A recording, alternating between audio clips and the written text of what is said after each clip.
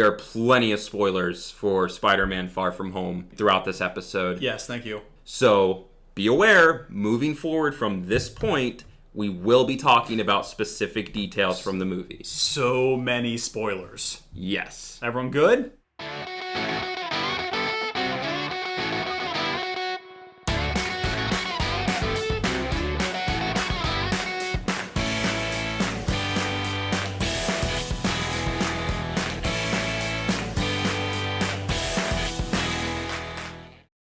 Well, I'm Matt. And I'm Carter. And welcome to It's Kind of a Gray Area. IKAGA. Yep. Here again, back at it. So, we just came back from seeing Spider-Man Far From Home. Yes. Fantastic movie. So much fun. Not like Marvel's ever going to be a real disappointment. No. I mean, but some of them aren't fantastic. Some of them are less fantastic as others, but they were all great.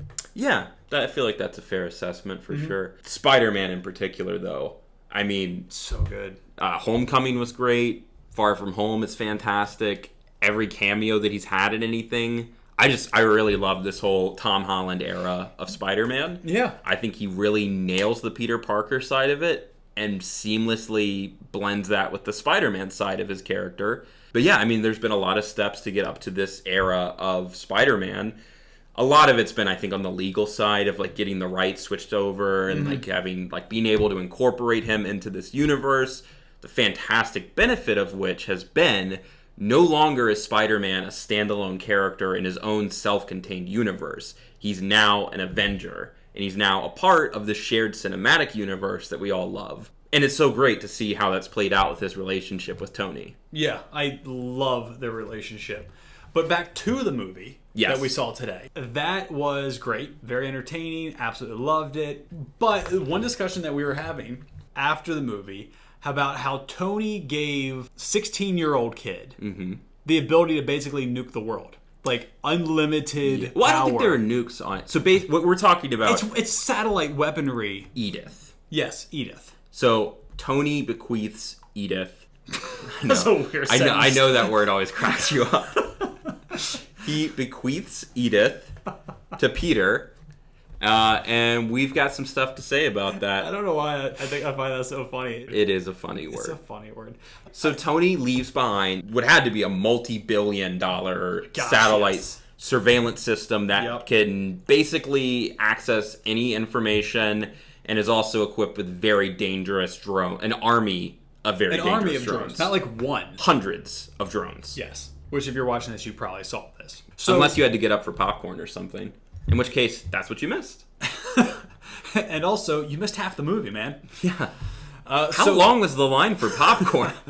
Was it worth it? So we were discussing on whether or not that he should have done that. Yes. And like a billionaire, multi-billionaire who has all these weapons and satellites and all this knowledge just drops off in the lap of a 16-year-old kid. Yeah. Like, you can't do that. That's not responsible.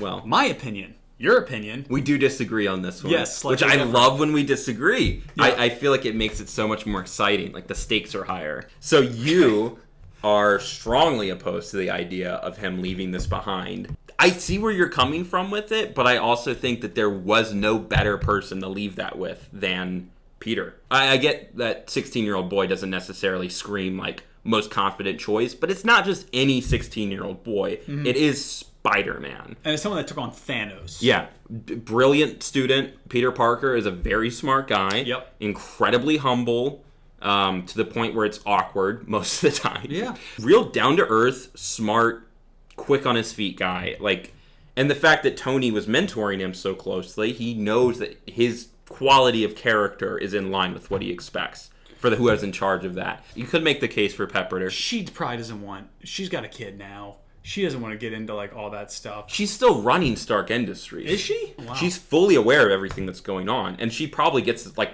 a alert on her cell phone every time Peter turns that thing on. Well, good for her. Having her own satellite and Iron Man suit. Yeah, I mean she's got the Iron Man suit. Got the Iron Man suit. And I'm sure. Yeah, they have other satellites, but I would go to meetings with that suit on. Sorry guys, I had to get my power suit. Yeah. Go on. Pepper would have been a good choice for it, honestly. Story-wise, it couldn't have gone that way. But yeah, that wouldn't have been an unreasonable choice.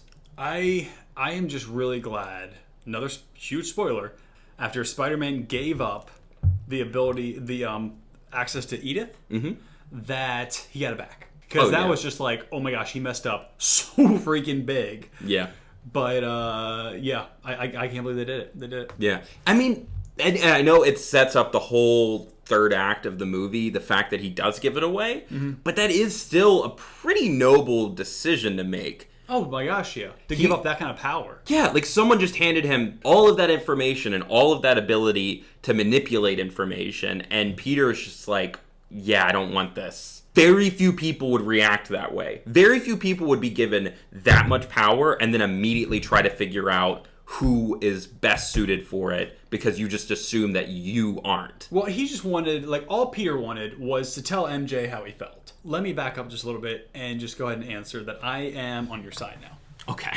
Well, that didn't last long, though. I flip-flop. No, you just had a great argument. I think so, yeah. It's not that, like, I mean, he is the best option from the options that we have. You can fight that on some, there's other Avengers and stuff like that. Right. But the fact that he's around. Earth is his home, and that's where he's staying. That's where the satellite is. That's where Edith is. That's his neighborhood. That's his neighborhood. So, of course, Tony would pick someone like that. Right. He needs an Earth-based hero to take over that. Yes. So it sounds like I've pretty much convinced you to come around to my side on this. Yeah, gosh darn it. I hope we don't have any shades that are, like, really bad. And maybe I'm just really good at debating. I think I'm just highly influenced. Okay. So you started out in opposition to this. So do you want to take that side for the universe? Yeah. I think that's only fair because you've never come to the dark side. Right. I mean, we didn't get to hear your original argument for what you were thinking. I was not for it because he was just a 16-year-old kid that and historically 16-year-olds are not responsible. But he's Spider-Man and he's a good option and he's clever. So I'm going to say yes. Yeah. But I will represent the universe thinking that Tony Stark should not have given Peter Parker that ability. Yeah. That access. Right. And you will represent... the pro-Parker party. The 3P party. Okay. Great. Ready? Rock, paper, scissors, shoot. Oh my gosh. Scissors cuts paper. There you go. This is just another moment of the universe confirming that Tony knew what he was doing. Yeah. Yep. All right, well, let's just slide right into the Would You Rather. Yeah, sounds good to me. So, would you rather have Iron Man's first suit, well, not the first suit, not like the cave not suit. Not the cave one? All right. But like the one he kind of settles on in the first Iron Man movie. The end of it. Right, after he's fixed the icing problem. Okay. So that first suit or Spider-Man's powers. Keep in mind, that does not include the web shooters or the costume. There are one or two versions where, like the Tobey Maguire one, where he just shoots the web out of his wrist. Right, where it's biological. Yeah. But for the most part... I wonder if he has to eat like a lot of oranges or something in order to like produce That's the a web. good question. Like Does his diet have to change for his body to make his that? diet would have to change because that webbing's made of something. Yeah. You don't just... And like you don't lose anything. Yeah. Your body has to produce specific proteins. And a lot of it too. Yeah. Like that's unless he makes it immediately, like, but then you're like, he just keeps spraying and his face gets real thin. Right, he just kind of like gets really worn out. Or he has to have some kind of like web sac somewhere in his body with like a buildup of that fluid. Yeah, there's like, oh, my web sac is empty. Oh, gosh. Okay, but yeah, so not that. We're talking about Tom Holland's Spider-Man with the web shooters. Wait, yeah. Since those are not a part of his powers, he made those. All right, so my powers would be super strength. The spider sense. The enhanced speed, enhanced agility. What do they call it? Parker tingling? The Peter Tingle. Peter Tingle. Yeah. So you'd have the Peter Tingle, enhanced strength, enhanced agility. You would heal quicker. Yeah.